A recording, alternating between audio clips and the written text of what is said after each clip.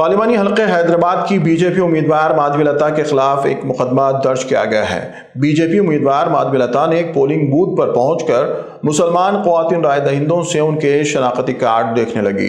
ख्वातीन से उनके आधार कार्ड तलब करके उनके नकाब हटाकर उनके चेहरे देखने लगी।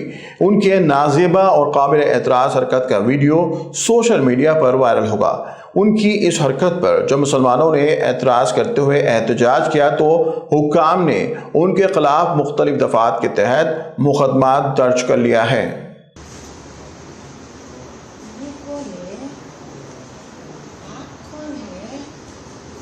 आपका दूसरा आधार कार्ड है आपका?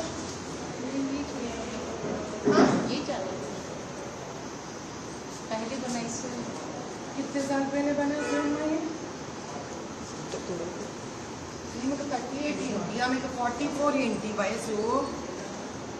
मैडम